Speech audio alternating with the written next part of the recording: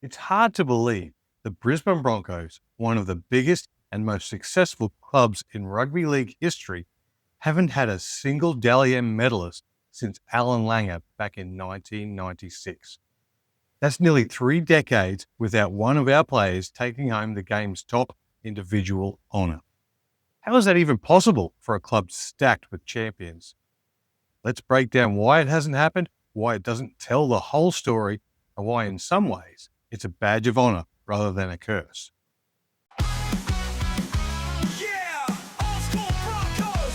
Yeah! G'day legends, welcome to another episode of the Old Skool Broncos Podcast, the fan channel talking all things Brisbane Broncos. Today, let's talk DallyMs. The DallyM is rugby league's highest individual award. It's voted round by round, tallying up who was judged best on field throughout the season.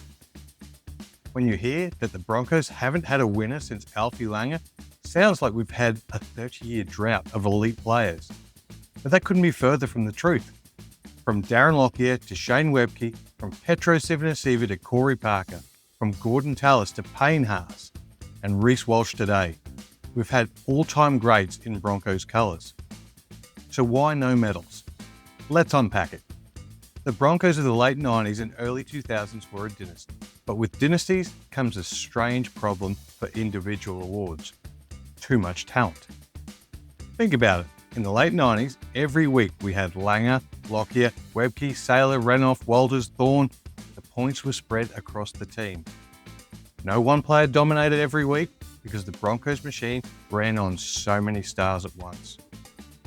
In other clubs, a champion like Andrew Johns at Newcastle or Jonathan Thurston at the Cowboys could dominate the voting because the team revolved around them.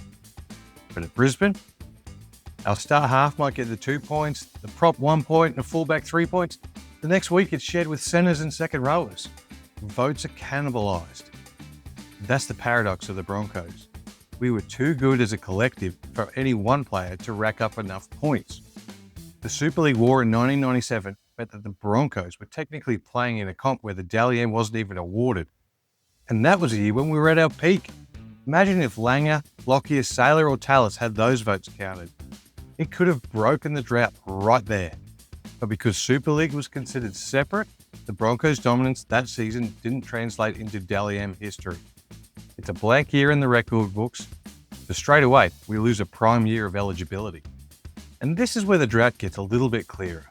Since '96, you can really only argue 3 Broncos seasons where someone looked like a genuine DallyM favourite deep into the year. Darren Lockyer in 2002 and 2006. Lockyer was the best player in the world, but again, he was surrounded by so much talent, and his brilliance was often about control and subtlety, not those flashy voted moments. He did win the Golden Boot as the best player in the world, but never the DallyM. Corey Parker in 2013. Parker had one of those great forward seasons in NRL history. His work rate, his leadership, his goal kicking, he was immense. But that was also the year that Daly Cherry Evans and Cooper Cronk were racking up votes down south. Payne Haas, 2019 through to today. Haas has finished high on the leaderboard multiple times. But as a prop, near impossible to outshine the flashy halves or fullbacks in the voting system. He dominates meters, tackles, big minutes, but unless he's scoring tries, voters lean towards the playmakers. So really, only a handful of Broncos seasons in the last 30 years look like they had a shot. Another killer is the team performance. DallyM winners usually come from teams that win consistently. That's where you're more likely to grab the 3-2-1 votes each week. When the Broncos have been down the ladder, especially in the 2010s when we hovered mid-table, players missed out. Even if someone has a monster game, voters often look at the winning team first.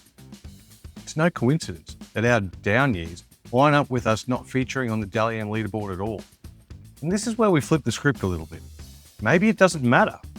The Broncos have never been a club that's chased individual glory. It's always been about the collective. Ask Wayne Bennett what he'd prefer, 6 premierships or 6 DallyM medals. No question, premierships every time. And that's what the Broncos culture has been built on. Team first success, where individuals sacrifice their spotlight for the greater good. That's why guys like Shane Webcke, Petro Civoniceva are remembered as legends without ever needing a medal. For us fans, the drought sometimes stings. When we see a player like Payne Haas running hundreds of metres in the middle, bending the line every carry and not being rewarded, it feels unfair. But at the same time, there's pride in knowing our club produces legends whose legacy is bigger than an individual trophy. Lockyer doesn't need a DallyM to be remembered as one of the greatest to ever lace a boot. Webcke doesn't need one to be the prototype of the modern prop. The Broncos' Wall of Fame is built on premierships, origin heroes, and club culture. The DallyM, nice to have, but not a measure of greatness. So why hasn't a Bronco won the DallyM since 1996? Too many elite players splitting the votes. Only a few truly dominant campaigns. Team form hurt us in those lean years. But in the end, does it really even matter? We've built a legacy on team success, not individual awards. And if Payne Haas or Reece Walsh break the drought in the next couple of years, it'll be a cherry on top, not the cake itself. Until then, we'll keep doing what Broncos do best, building teams of champions rather than relying on one or two champions alone. This is the Old Skool Broncos podcast. Let's go, Broncos.